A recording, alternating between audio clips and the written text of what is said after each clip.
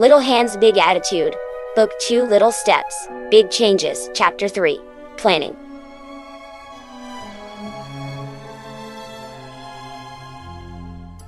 What were they going to do? Allison had left the clinic for a little bit to buy Blaze some clothes, and while they were gone, Silver had gotten himself settled in the corner of the office, curled up in a spare dog bed, and an old blanket tightly wrapped around him. It wasn't much, but he was so zonked out from exhaustion and the medication she'd given him, he couldn't really complain. This had given Maddie some time to look at him a little closer.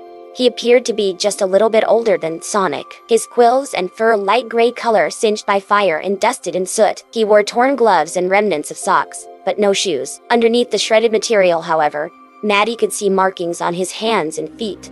Glowing markings that as he slept pulsed in and out of color. Like a machine in sleep mode, his quills flared out on the top of his head, a lot more than Sonic's, which stuck more to clumping in the back. His were long in doing so around his ears, and then two longer, larger clumps drooping down in the back. His chest fur was different too, not being tan like Sonic's, but white and longer, puffing out like a collar and a lot like the direction Obsidian's was heading. Both he and Blaze appeared to have been all alone, just like Sonic was, but in an entirely different environment. Sonic had grown up in the forest, getting dirt in his quills and grass stains on his paws.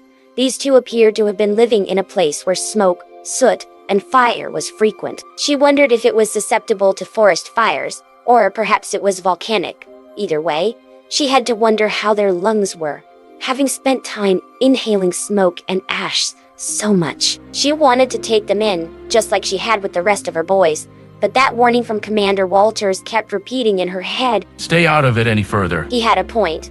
The couple already had 4 aliens under their roof, and some mornings, it did feel a little cramped, but these were children who needed help, someone to tend to them and make them feel safe. What was she going to do? Those thoughts lingered in her head until Allison returned, Blaze following behind her closely with some fast food fries she was nibbling on. We're back.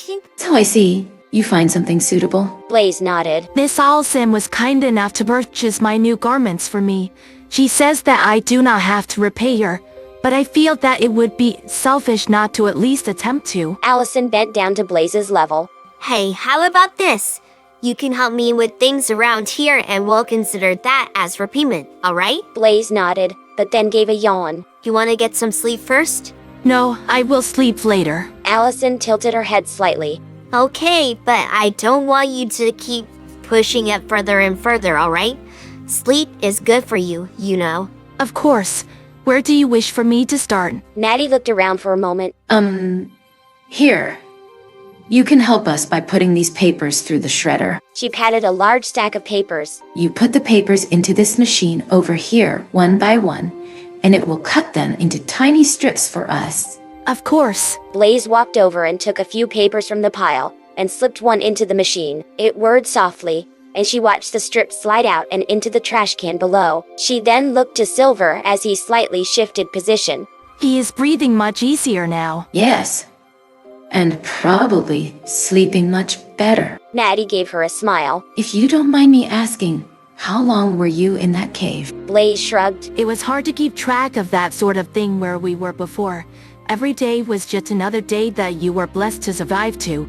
That was what mattered. It was warmer than it is now when we arrived, though. That's all right. I was just curious. Blaze nodded, putting another piece of paper in the shredder. Maddie looked to Allison. Hi. I don't think it would be wise to keep them here. She whispered. There's too much stuff for them to potentially hurt themselves with. But you're worried enough already with the baby and your you-know-who not knowing about said baby. Allison guessed, earning a nod. I don't want you to think that you don't have a choice. Maddie, I was going to volunteer anyway. He told you guys to keep out of housing anybody else, but he said nothing about the rest of town. I've got a big house with just me in it. It'll be fine, and they can hang out here at the clinic with us for a little bit until we get everything else settled. They'll be searching your house on the regular, not mine. With luck, they'll never even know. Know what? Blaze paused in her work. Allison waved her hand. Oh, some guy just has a problem with kids from other planets showing up here is all. Oh, if we're going to be a problem. You won't. The guy doesn't even live here, and who cares what he thinks? The cat was still for a moment and then took some more papers. Very well, I would trust your judgment. Natty gave a light smile. You sure you can handle them both? Oh, please, look at them. She pointed to the polite kitten and snoozing Hoglet. How much trouble do they look like? Silver barely remembered anything from the past few days. But he knew that as he came back out of the murkiness, that he was not in the cave. It was far too warm, but not in the way he was used to. He'd been slipping in and out of various realities. It felt like sometimes he was in the cave overlooking the little town of Green Hills, mountains on all sides, and sloping down into green forest and winding roads of gray. Sometimes he would find himself back in the ruins of the Isle, watching lava flow past their temporary shelter below him. The river of molten rock never ended or slowed. It seemed to perpetually run in course from one side of the Isle to the other, making its way to the boiling sea, where steam always plumed up from the shore, and the air smelled of burning flesh, as sea life was enveloped in its rush. Sometimes, he felt like he was nowhere, floating aimlessly in a black void, and soft whispers came from all around, like someone was trying to tell him something in a language he didn't understand. Flickers of scenes would come and go, places he felt like he'd been to but couldn't remember when. Right now, he felt a warmth around him, but not the heat of lava. The occasional soft whirring sound came from somewhere, but he couldn't make out exactly where or what it might be coming from. Unfamiliar voices whispered, speaking as though in conversation. Did he know them? It was hard to think, to remember. When he opened his eyes, all his eyes met was horribly bright light, and he winced, pulling the blanket over his head with a groan. Wait, a blanket? Where did he get a blanket? His fingers felt the material, rubbing it between his finger. It felt soft, softer than any material he'd ever felt. Through the blanket, he then felt a hand touch his shoulder, and gently stroke his shoulder, his side, and down his leg in gentle, comforting motions. Hetty, feel any better under there? The voice was stronger now, but no less gentle. It was not one he remembered exactly, but it seemed vaguely familiar. He rasped, wincing at how rough his throat felt. Not really. Silver! Blaze's voice encouraged him to pull the blanket back and face the light, and he saw his friend come up beside him, and he saw his friend come up beside the human beside him. Had he seen this woman before? He looked around. This was definitely not the cave. This was inside of a human structure, and he was on the floor on some sort of small mattress in the corner of a room. How did... You were really out of it when he brought you here to help you. The woman said. Do not be surprised if we must have this conversation again in a few hours. Blaze expressed, and the hedgehog frowned. He has not had a good record of remembering previous events up to this point. Where are you talking? He was cut off by a fit of coughing, but it wasn't as long or as hard as he had remembered. The medicine's helping out a bit at least. The woman gave a smile. My name's Allison.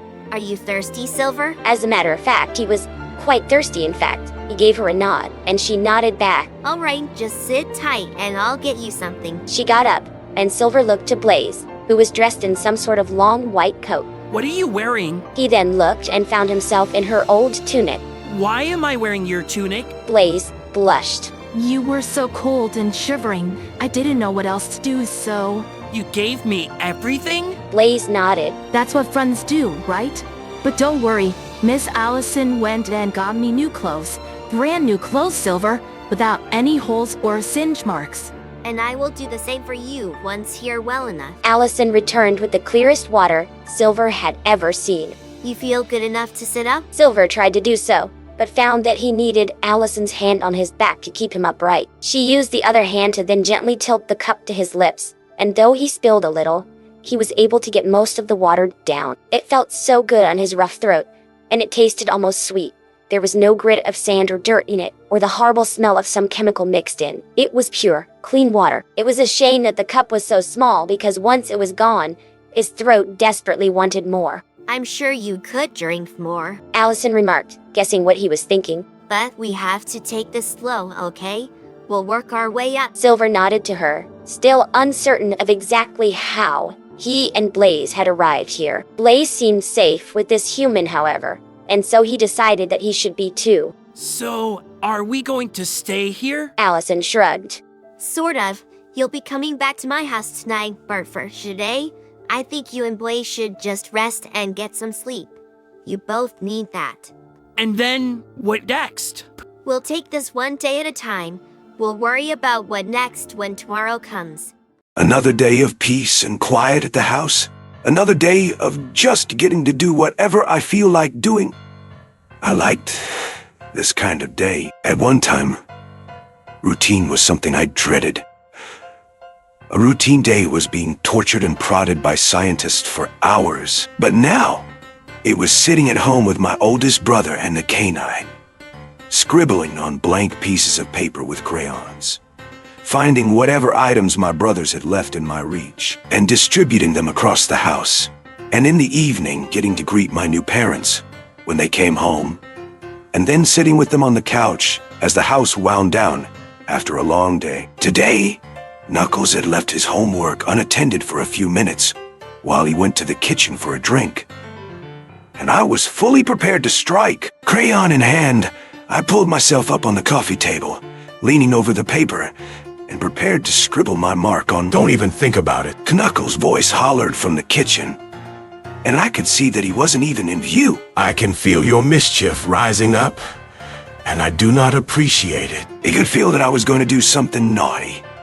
Add that to the list of abilities this Knuckles had that others didn't. Though if I was being honest with myself, if other Knuckles could sense that also, they would not be fooled by their robot Nix quite so much. I was still in my striking position when the Echidna came back into the living room, a glass of water in hand. The other members of our household may not believe that you are as smart as you are, but you cannot fool me. You know better than that. I frowned at him, and he gave me a knowing smirk. Spoil sport. He took a seat, and then carefully took the crayon from my hand, laying it down on the other end of the table. Caius spoke of your level of power. I cannot help but wonder how much of that power you are aware of. If the level of power I wielded was anything close to my previous power, they had no idea how much damage I could cause with just a thought. I could already warp from place to place through shadows, but my shape-shifting, my crystal and chaos manipulation, I hadn't quite figured those out, if I even still had them. For now, I was a shadow walker, and that was versatile enough by itself. I wasn't prepared for him to scoop me up into his hands and hold me out so that our gazes met. Or where you came from. He finished his own thought. How did you wind up on that farm?